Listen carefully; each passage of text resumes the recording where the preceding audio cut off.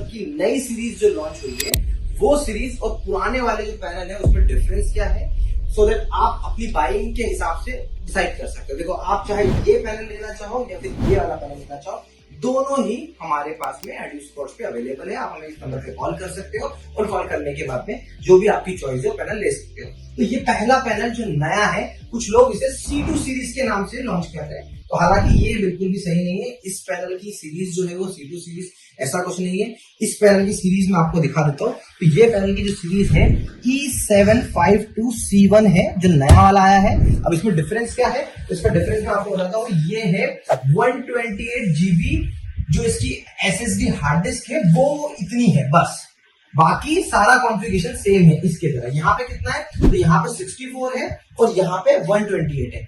ये एंड्रॉइड 13 ही है। इसकी जो रैम है वो 8GB है और इसकी भी रैम है जो 8GB है। तो दोनों में ऐसा कोई डिफरेंस नहीं है। तो कोई भी इसको एंड्रॉइड 14 बता दे या फिर कुछ अलग बता दे, ऐसा कुछ भी चीज अलग नहीं है। हाँ, इनका जो U3 मॉडल था वो डिफरेंट था, बट ये दोनों मॉडलों में बहुत बड़ा डिफरेंस नहीं है। तो कहीं पर भी अगर आपको ऐसा लगता है कि ये पैनल की प्राइस रेंज में, देखिए प्राइस का मैं नहीं कहूंगा, आपको दोनों ही आप हमारे नंबर पे कॉल करिए, आपको प्राइस, इसका एक्चुअल जेन्युइन प्राइस आपको पता चल जाएगा। बस मैं आपको ये वीडियो इसलिए बना रहा हूँ कि मार्केट में ऐसे बहुत सारे मिसकंसेप्शंस है जिसको शायद मैं थोड़ा सा अपने इस वीडियो के माध्यम से दूर करना चाहता हूँ कि दोनों में डिफरेंस क्या है। तो दोनों में यही डिफरेंस है। अब U3 की सीरीज में, हाँ, U3 में क्या डिफरेंस था, तो U3 जो था वो था ऑक्टा कोर प्रोसेसर और ये दोनों ही पैनल जो है वो क्वाड कोर प्रोसेसर पे है। तो पहले जो इस सीरीज का था वो क्या था, 4GB और 32GB के साथ था।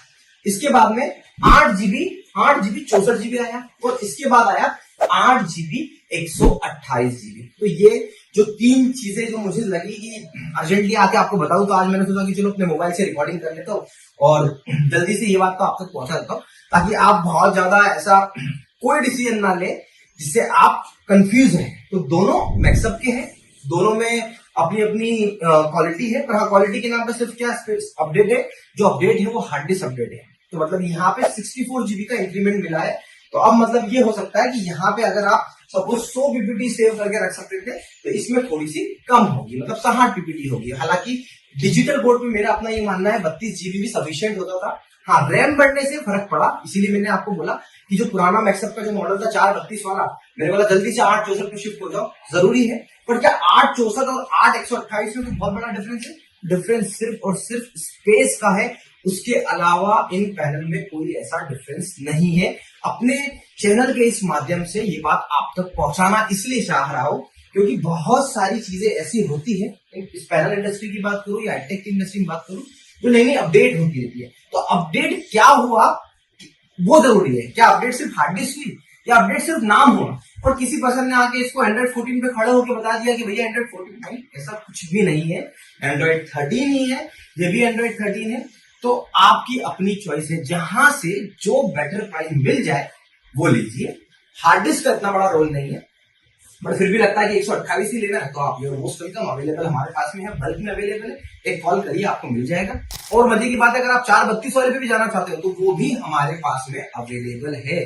तो मेरी कोशिश ये रहती है कि बड़ी जेन्युइन तरीके से क्लियरिटी के साथ में आपको मैक्सअप के नए पैनल से मिला दूं या किसी भी ब्रांड के नए पैनल से मिला दूं। तो आशा करता हूं इस वीडियो से आपको थोड़ी भी वैल्यू मिली होगी और मिली है तो कमेंट करके बताइए और आपका अपना क्या ओपिनियन है वो भी जरूर बताइएगा। Thank you so much for watching.